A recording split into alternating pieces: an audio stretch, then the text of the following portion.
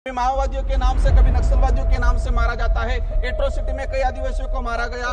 एनएसआरसी की एक रिपोर्ट बताती है कि वर्ष 2020 से 2025 मात्र 5 साल के अंदर 400 आदिवासी पुलिस मुठभेड़ में मारे गए हैं। आज मणिपुर का हत्याकांड, मणिपुर में देख लो, कई आदिवासियों को मारा गया है।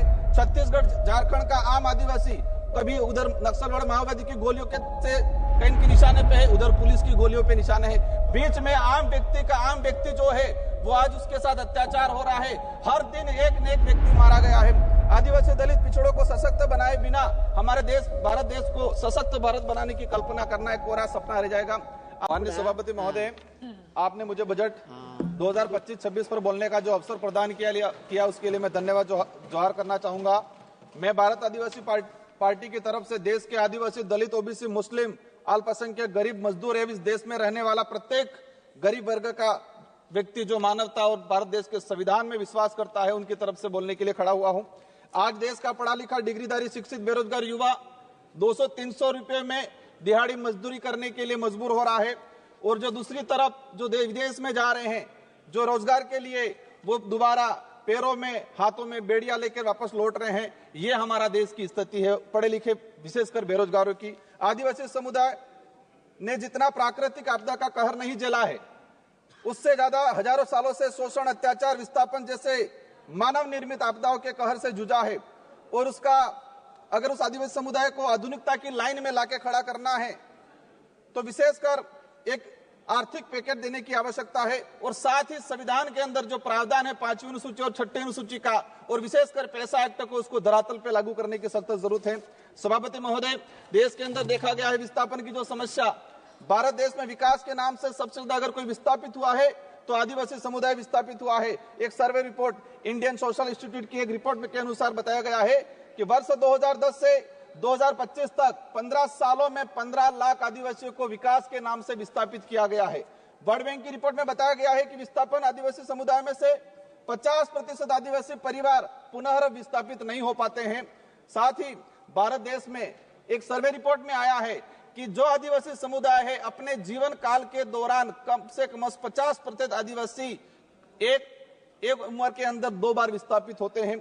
आजाद भारत में उस समाज को प्रताड़ित किया जा रहा है जिसका इतिहास का हर पन्ना खून से रंगा हुआ मिलेगा। क्या? क्योंकि आदिवासी जल जंगल जमीन की लड़ाई के लिए, देश की रक्षा के लिए मुगलों से, राजा रजवाड़ों से और अंग्रेजों से लड़ता आया, कभी झुका नहीं। लेकिन आज उनकी हालत बेहद बेहतर है। पिछले 10 सालों में भाजपा सरकार द्वारा धर्म की आड़ में कलम कागज के हथियारों से आदिवासियों के अधिकार, जल जंगल जमीन को हड़प कर आदिवासियों की मानसिक, आर्थिक, बौद्धिक हत्या करने का काम किया गया है।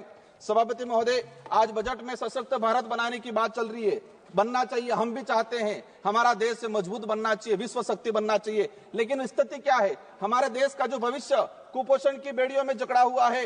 NFS 5 की रिपोर्ट बताती है कि आदिवासी बच्चों में 55% आदिवासी कुपोषित, और उसमें भी 42% बच्चे गंभीर एनीमिया से पीड़ित है। और आज देखा गया इस बजट के अंदर कि कुपोषण को दूर करने के लिए कोई बजट का प्रावधान नहीं किया गया है। बेटी बचाओ बेटी पढ़ाओ का नारा लगा रहे हैं, बट हमारे देश की महिलाओं के लिए हम भी चाहते हैं कि मजबूत बने, सशक्त बने। लेकिन हकीकत क्या है? देश के अंदर देखा गया है कि आदिवासी समुदाय में विशेषकर हर तीसरी महिला कुपोषण का शिकार है और हर दूसरी महिला एनीमिया का शिकार है। आदिवासी बच्चों में शिशु मृत्यु दर राष्ट्रीय औसत से 30% अधिक है। 5 वर्षों से कम उम्र के आदिवासी बच्चों की मृत्यु का अनुपात राष्ट्रीय औसत से 61% अधिक है। माननीय सभापति महोदय, बाकी जो रहा, जो जीवन काल के अंदर देखा गया है, कभी माओवादियों के नाम से, कभी नक्सलवादियों के नाम से मारा जाता है। एट्रोसिटी में कई आदिवासियों को मारा गया।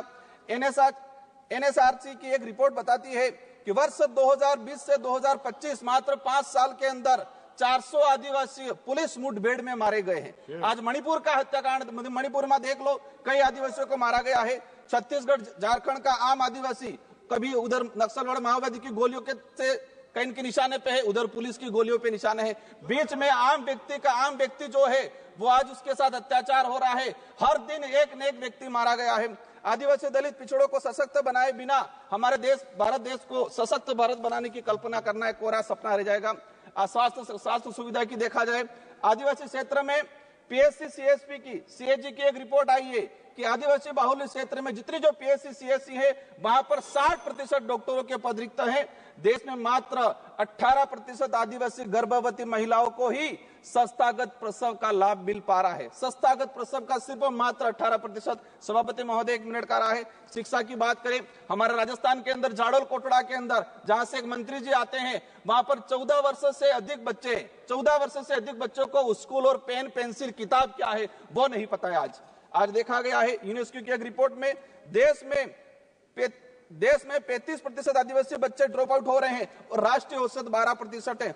8%, मात्र 8% आदिवासी युवा उच्च शिक्षा की पढ़ाई पूर्ण कर पा रहा है। देश के अंदर देखा गया है वर्तमान में कि 85% आदिवासी परिवार की पहली पीढ़ी पढ़ रही है और 20% आदिवासी ऐसा है जिनकी पहली पीढ़ी भी आज पढ़ाई नहीं कर पा रही है। बकाया छात्रवृत्ति 2 साल से छात्रवृत्ति नहीं आ रही। हमारे राजस्थान के अंदर केंद्र से बजट रिलीज नहीं हुआ है। राष्ट्रीय विदेश छात्रवृत्ति योजना शुरू की 2013 के अंदर 20 बच्चे जा रहे थे आदिवासी समुदाय के। मैडम 1 मिनट का रहा है और आज भी 20 बच्चे जा रहे। 2013 में हमारे देश से विदेश में 1,90,000 बच्चे पढ़ने जा रहे थे।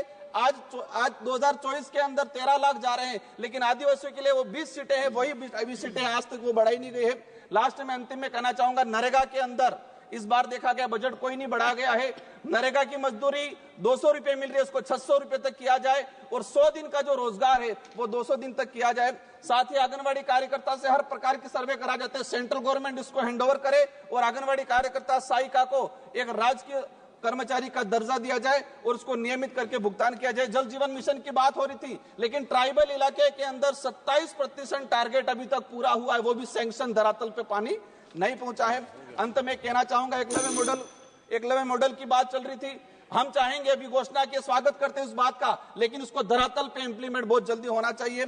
किसानों की बात है, देखा गया किसानों पे गोलियां बरसाई जा रही। किसान क्या डिमांड कर रहा है? एमएसपी की डिमांड कर रहा है। किसान चाहता है जो खेत में जिस मेहनत से उसने कमाया है। सभा की कार्यवाही मंगलवार दिनांक 11 फरवरी 2025 को प्रातः 11 बजे तक के लिए स्थगित की जाती है।